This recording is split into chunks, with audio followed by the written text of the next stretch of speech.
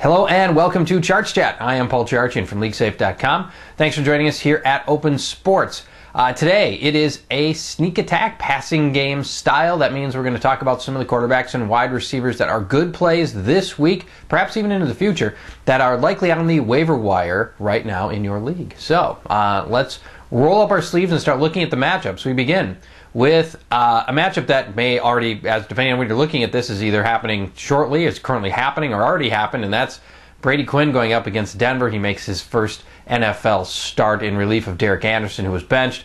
Anderson hadn't been that good, but I don't know that I necessarily would have benched him yet. But Quinn's in, and that's what's important. The good news, well, it's kind of a mixed bag. Bad news is that he's got a short week to prepare. The good news is it's Denver, and this is a bad defense. Denver ranks 27th against the pass. They've allowed 12 passing touchdowns already. Champ Bailey's hurt. I mean, there's a lot to like about this matchup for Brady Quinn. And, you know, one of the little intangibles that you get out of a first start quarterback is defenses don't really have any meaningful tape on you. I mean, they don't know your tendencies yet. They don't know what to expect. And so, you know, for as green as you can be your first time out, it can work in your favor in that respect. And you know, Denver, you know, they're not going to know what Brady Quinn's going to bring to the table. They don't know what throws he does particularly well very easily. They got a lot of college tape on him. They got a little bit of preseason, but not a lot. And so, you know, you look at the weapons around, and Braylon Edwards has had a lot of trouble this year, but still a quality receiver.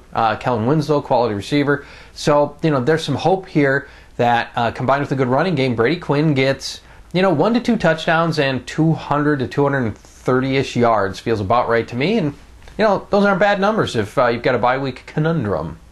My next quarterback this week, Sage Rosenfels, is going up against Baltimore. Sage might be the best backup quarterback in the league. You know, he's come in for Matt Schaub many times over the last year and a half, and 11 times actually, and he's actually thrown touchdowns in every single appearance. How about that? I know that's pretty darn solid. Now, if Baltimore seems like a tough matchup on paper, and they usually are, but 3 of 4 members of the Baltimore secondary didn't play last week, and the only one that might come back this week is Samari Rolle. And you know, otherwise, this is still a very, even if he comes back, they're missing half their secondary. This is a very depleted unit. Rosenfels has got great targets to throw to. I think he's a very good start this week, and I like him actually going forward a fair amount, even though the schedule is a little tough. All right, let's go to some of the wide receivers I like, beginning with Muhsin Muhammad going up against Oakland. Now, the reason I like Muhammad this week, did you see what happened with the Falcons last week when they played Oakland? Now, Oakland's got a fantastic shutdown corner, Nnamdi Asomugha, and he will always take the team's best receiver, Steve Smith.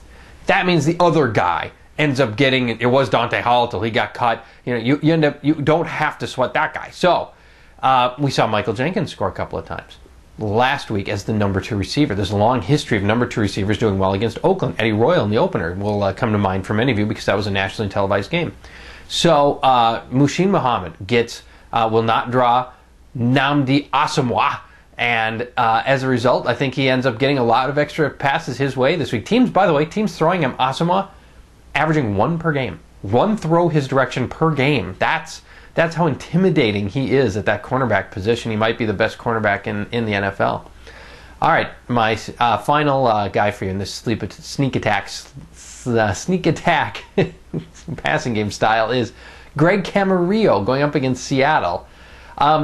Seattle's, you know, they've had all these injuries on offense, but that doesn't explain why the defense has been so bad. Their secondary, they ranked 31st against the pass. Seattle, I mean, why? I don't understand that. This was a very good pass defense last year, and they've just been terrible. Camarillo, I prefer over Ted Ginn. You know, Ginn had the blow-up game a couple of weeks ago, but otherwise he's done almost nothing. And Camarillo's just a more consistent guy. I want to make sure that I get my minimum 50 yards, and Camarillo's more likely to be that guy.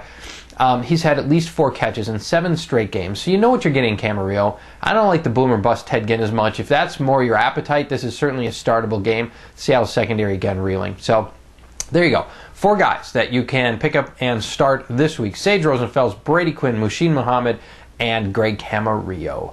Good luck this weekend. We'll be back later in the week with a sneak attack running back style. If you've got any questions for us, fantasy, email fantasy@opensports.com. So you think you can tackle a pro? There's only one way to find out. Click on fantasy@opensports.com.